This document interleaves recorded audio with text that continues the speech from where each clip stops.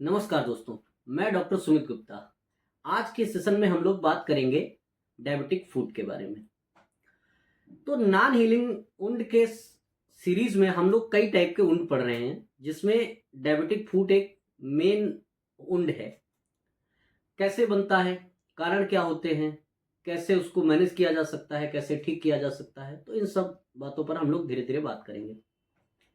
Diabetic food एक ऐसा ulcer ऐसे पेशेंट में डेवलप होता है जिनको ब्लड शुगर लेवल काफी हाई होता है।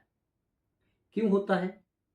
तो जिनको ब्लड शुगर लेवल हाई होता है उनकी नर्व्स को नुकसान पहुंचता है। मेडिकल लैंग्वेज में उसको बोलते हैं पेरिफेरल न्यूरोपैथी।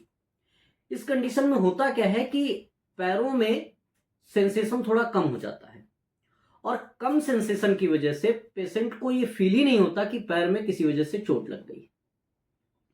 या फिर बिस्तर पर लेटते टाइम अगर पैर का कोई हिस्सा बार बार किसी चीज से रगड़ रहा है या जूते अनकंफर्टेबल हैं, तो उन कंडीशंस में पैरों में घाव हो सकता है, या कोई कांटा चुभ जाए। ये सब कारण हो सकते हैं।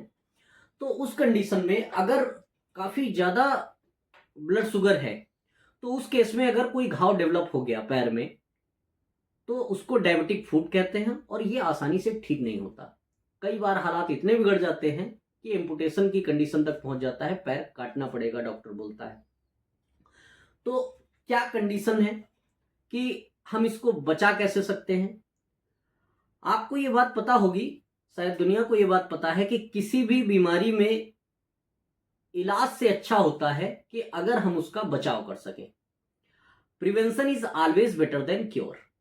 तो अगर हम बचा सके कि घाव बने ही ना, बहुत अच्छी बात है। क्या क्या कारण हो सकते हैं जिनको हम बचाव रखें? तो पहली बात तो ये कि अगर आप डायबिटिक के पेशेंट हैं, डायबिटीज के पेशेंट हैं, तो अपना ब्लड शुगर लेवल कंट्रोल में रखें, नियंत्रित रखें। उसके लिए आप समय समय पर डॉक्टर की सलाह लेते रहें, और जो भी दवाएं या जो भी इंस्ट्रक्शंस डॉक्टर ने बताए हैं उनको ठीक से फॉलो करें, ताकि आपका ब्लड शुगर लेवल कंट्रोल में रहे। और अगर ब्लड शुगर लेवल कंट्रोल में रहेगा तो पेरिफेरल न्यूरोपैथी डेवलप होने के चांसेस कम रहेंगे।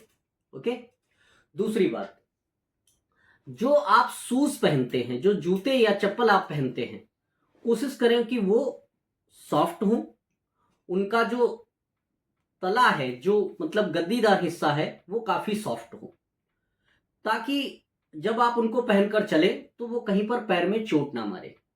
दूसरी बात, कई बार शूज तो काफी कंफर्टेबल होते हैं, लेकिन पहनते टाइम ध्यान नहीं देते हैं, उसमें कोई कंकड़ या कुछ चुभने वाला पार्टिकल पड़ा हो, तो शूज पहनते टाइम कोशिश करें कि हम उसको ठीक से देख लें कि उसमें कुछ है तो नहीं। सैंडल या जो जनरल चप्पलें होती हैं जिनमें ऊपर से ब्लू कलर की वो आती हैं, वॉशरूम में यूज होने वाली, कोशिश करें कि उनका यूज ना करें, क्योंकि उनमें चोट लगने के चांसेस ज्यादा रहते हैं।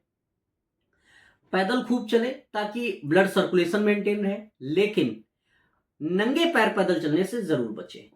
कई लोगों को लगता है कि नंगे पैर घास पर चलने पर या नंगे पैर सुबह सुबह चलने से काफी ज्यादा सेहत अच्छी रहती है। बात अच्छी है, ठीक हो भी सकता है, लेकिन जो डायबिटिक पेशेंट होते हैं उनको एक खतरा रहता है कि अगर वो नंगे पैर चल रहे हैं तो उनके पैर में चुभ सकता है, कोई कंकड़ चुभ सकता है, कांटा चुभ सकता है, या कहीं पर टकरा जाए तो पैर में चोट आ सकती है।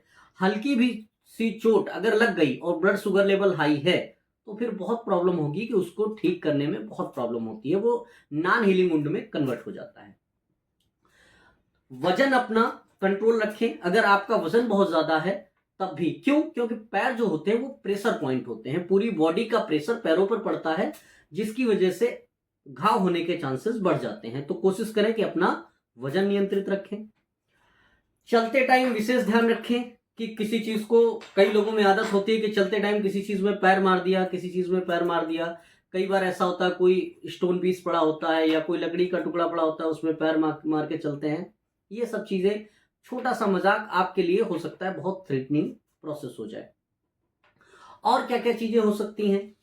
अपने पैरों की नियमित देखभाल करें, अपने पैरों को साफ रखें।